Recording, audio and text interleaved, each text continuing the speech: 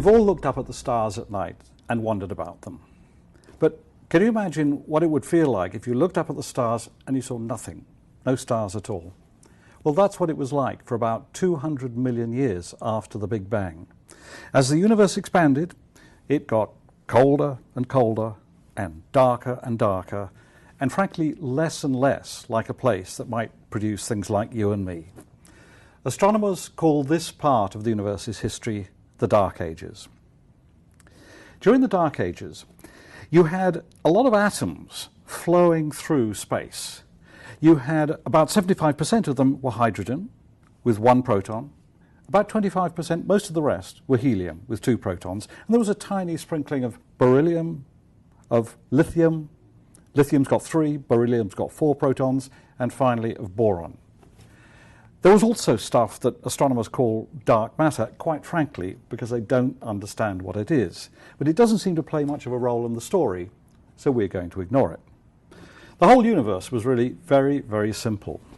We know this because of studies of the cosmic background radiation that was released, you'll remember, about 380,000 years after the Big Bang.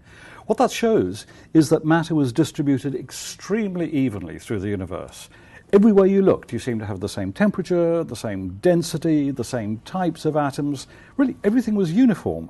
And that's a real problem, because it seems as if the universe was just too simple, too uniform for anything interesting to happen. How could you produce you and me from such a universe?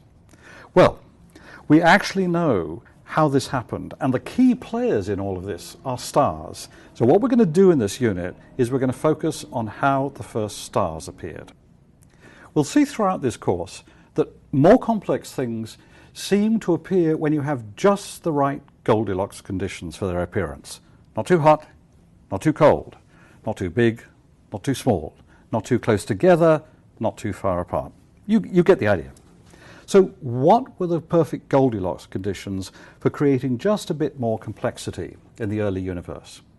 Well, it turns out that those conditions were scattered all through the universe. The crucial things you needed were, first, lots of matter, secondly, gravity, and third, tiny differences in the distribution of that matter. And they were all there. Recent studies of the cosmic background radiation using special satellites, such as the WMAP satellite, have shown that in fact there were tiny differences in the temperature of the cosmic background radiation. Some regions, for example, were just 1,000th of a degree hotter than other regions. Now this was just enough for gravity to get to work. And what gravity could do was to magnify those differences and turn them into something much more interesting. And so this is what happened. Gravity began to get to work on those differences, and eventually it created stars, something entirely new. So let's see how this works. Gravity, you'll remember, is one of the four fundamental forces, and it's the star of this part of the story.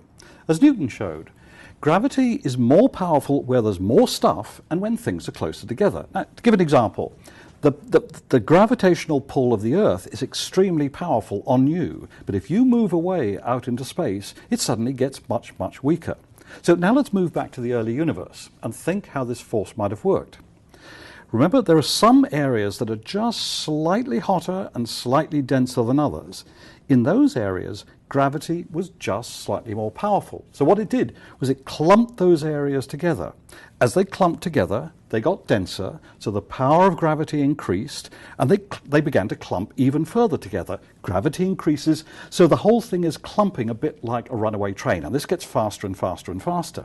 And now what happens is at the center of each of those clouds of atoms begin to bang into each other really violently, and they begin to heat up, particularly at the center where there are the most atoms.